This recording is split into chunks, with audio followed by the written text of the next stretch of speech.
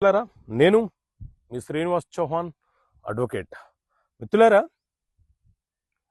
ఒక కేసులోని విషయం ఏంటి అని అంటే, ఒక వ్యక్తి క్రైస్తవ మతానికి సంబంధించిన వ్యక్తి.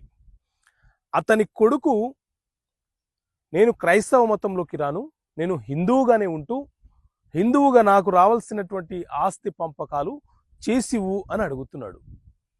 సో ఇలాంటి సందర్భంలో ఒక క్రైస్తవ వ్యక్తికి జన్మించిన కుమారుడు హిందూ మతం ప్రకారంగా ఆస్తి బాగా పంపిణీ చేసుకోవచ్చా అని అంటే, మిత్రులారా, సాధారణంగా మన దేశంలో ఇండియన్ క్రిస్టియన్స్, ప్యూర్ క్రిస్టియన్స్ అనే రెండు వర్గాలుగా విభజన చేయబడినటువంటి క్రైస్తవులు ఉంటారు.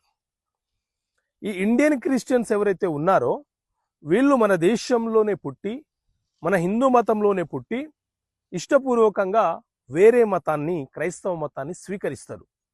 ఎప్పుడైతే వీళ్ళు క్రైస్తవ మతాన్ని స్వీకరిస్తారో ఆ రోజు నుంచి వీళ్ళు ఇండియన్ సక్సెషన్ యాక్ట్ 1925 ప్రకారంగా వారు ఆస్తులు కోరడం అనేది జరుగుతుంది.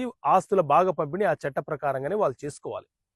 కానీ వాళ్లకు జన్మించినటువంటి పిల్లలు హిందూ మతంలోనే ఉండాలనుకున్నప్పుడు ఆ పిల్లలు హిందూ వారసత్వపు చట్టం ప్రకారంగా ఆస్తుల బాగా పంపిణీ కోరే హక్కు వాళ్ళకు ఉంటుంది.